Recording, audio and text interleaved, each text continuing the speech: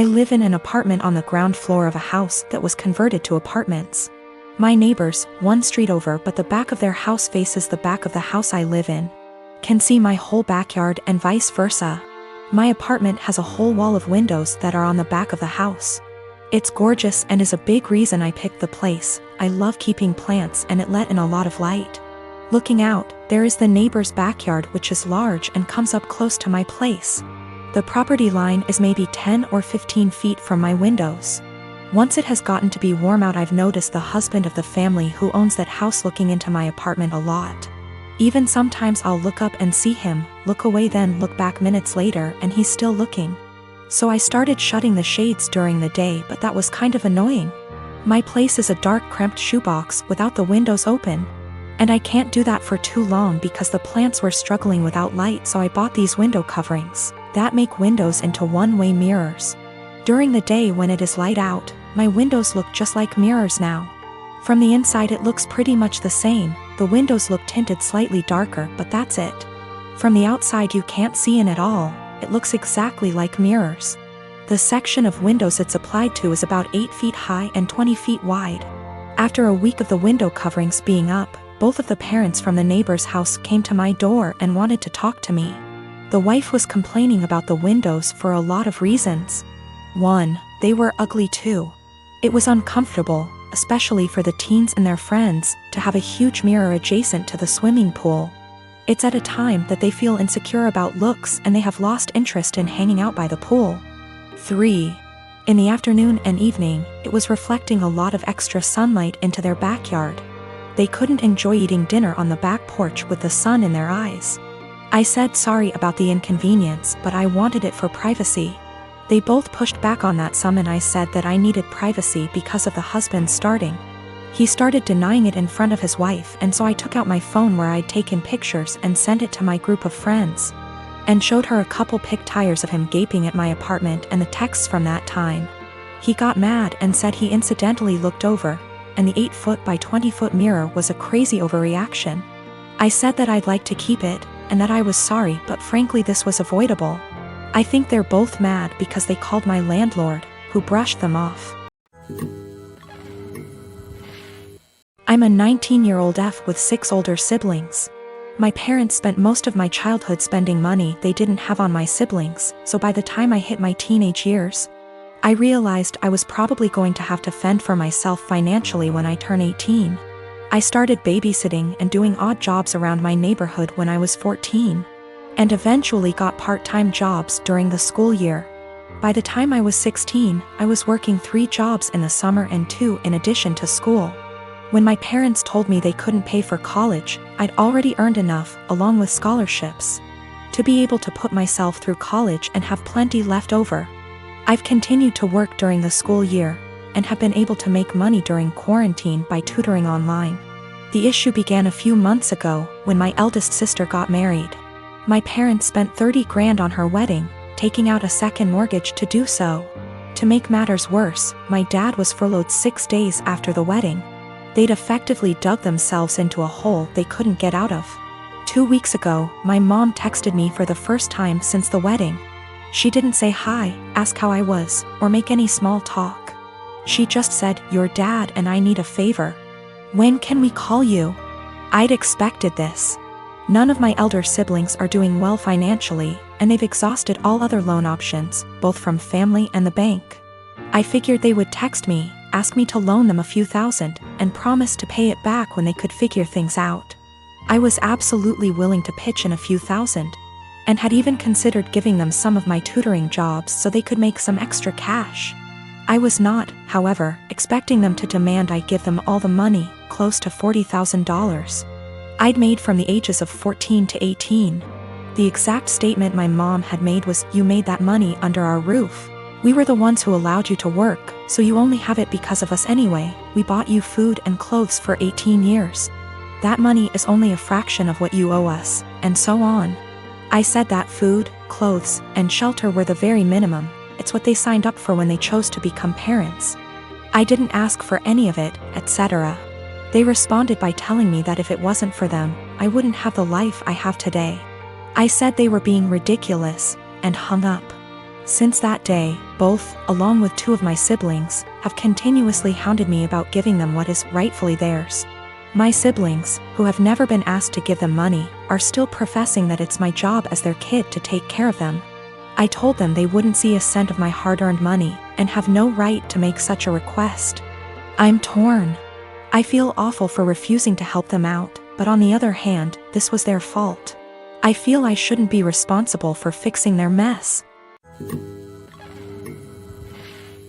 About 5 years ago, my now estranged daughter, Edie, cheated on her boyfriend, Brad, and got together with a guy, Ken. He quickly started isolating her from family and my husband and I from her kids. Brad had moved back to his home state devastated after the breakup. I discussed red flags her. I let her know we are here for her and concerned. Her and Ken suddenly took off and moved to another state. For 5 months, my husband and I worried about her and the kids as we had see at all with them. One day CPS showed up at our door with the oldest child. He was obviously injured from abuse that was reported by the school. We had no idea they had moved back to the area. We agreed to take them in. The next 20 months were traumatic, complicated, emotional, and difficult for everyone. Through it, we re-established a relationship with the older child's dad, Dan. Daughter failed to comply with her plan and remained with Ken.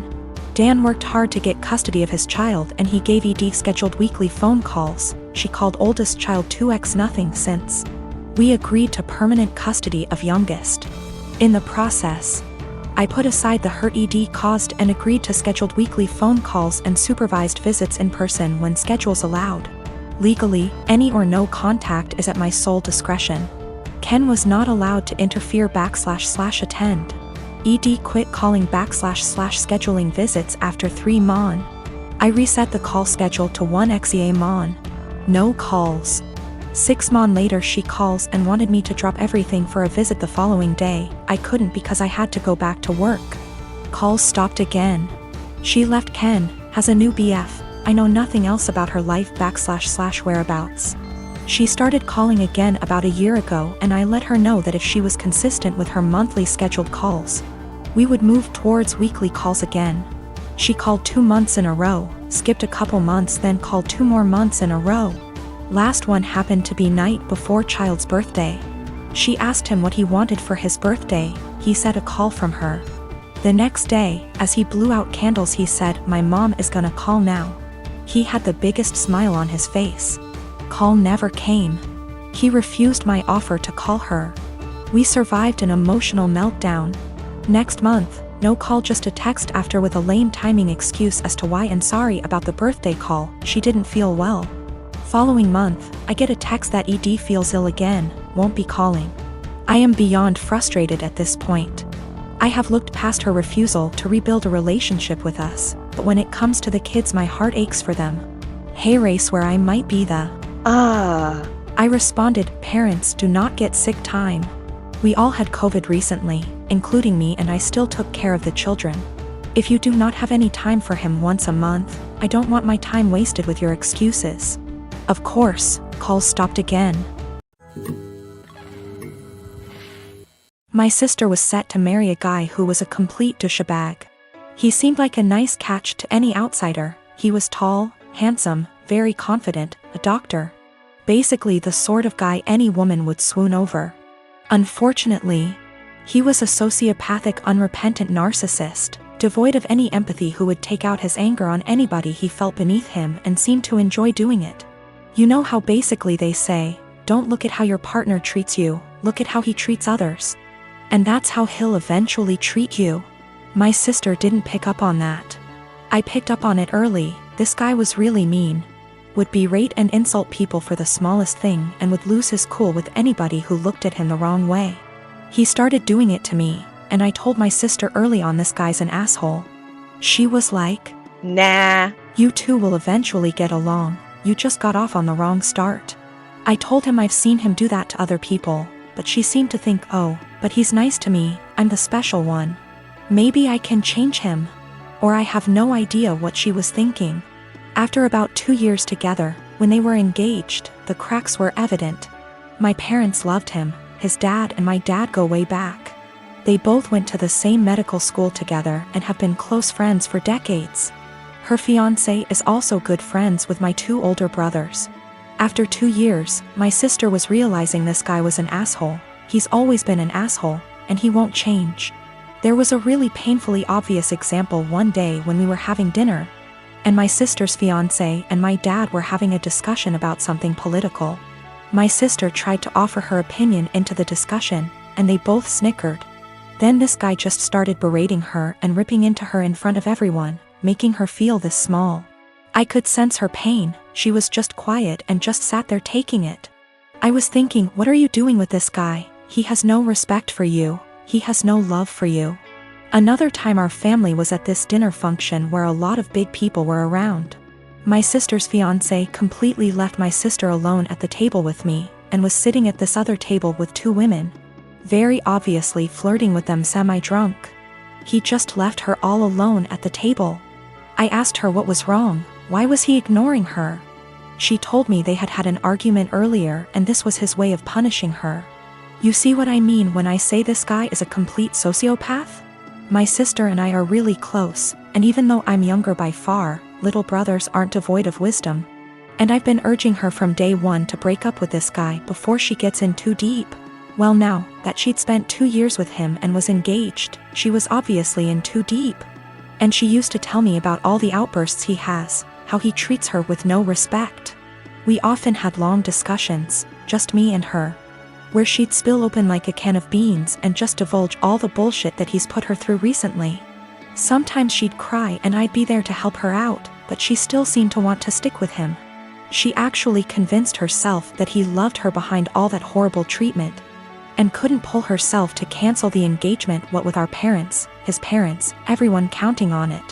She knew they'd all say she's crazy, turning down this smart, handsome doctor. I kept urging her to break up, but she stuck with the "he'll change" or "he loves me deep down" excuses. It all came to a heads when one day she very publicly exploded at him. We were having a huge dinner, both sides of our families, and I was sitting next to him. He kept bullying me the entire night. Move your elbows over, couldn't you wear something a bit more presentable? Stop sticking your hand out like that, it's rude, don't you think you've had enough of that? If I asked him to pass a bowl or the sauce or something, he'd hand it over but then pull away and be like, say please, say thank you. He was smiling the entire time, laughing. My 2 older brothers were also snickering. They didn't seem to mind this guy was publicly bullying me and having fun with it. He and my dad started having one of their conversations again, and my dad started airing out all his general frustrations and disappointments regarding me. And they started both talking about my life openly in front of me. Her fiancé then turned to me and started openly lecturing me, and when I tried to ignore him, "Hey, are you listening to me? What's the matter with you? Your dad never taught you any respect?" My sister just then basically exploded. She was sitting at the other side of the table, guessing she didn't want to be near him, but she was watching what was going on the entire time. My sister just then basically exploded. She was sitting at the other side of the table, guessing she didn't want to be near him, but she was watching what was going on the entire time.